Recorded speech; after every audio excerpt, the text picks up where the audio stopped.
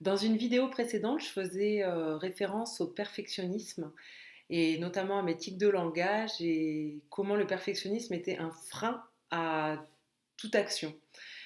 Donc là, je vais un petit peu développer ce point-là. Je pense que le perfectionnisme, c'est une manière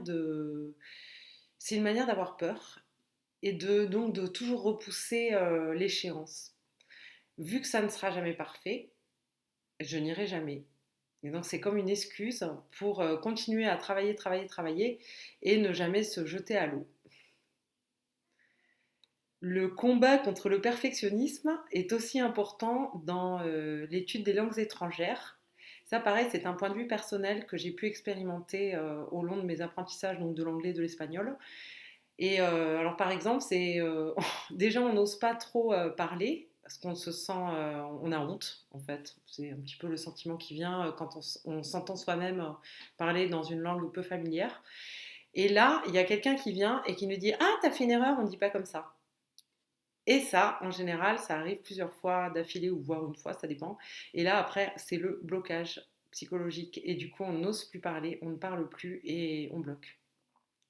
Et ça, je trouve que c'est très dommageable parce que finalement, quand on parle une langue étrangère, l'important, c'est la communication et donc de se faire comprendre et comprendre les autres.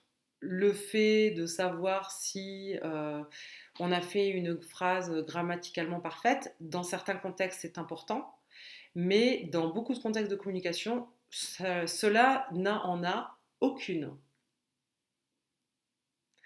Et dernier point, j'ai aussi l'impression que le fait de mettre au jour ces imperfections et de les dévoiler au monde, entre guillemets, au monde, ça peut être juste au moins une personne, ça aide aussi à les soigner et à les améliorer.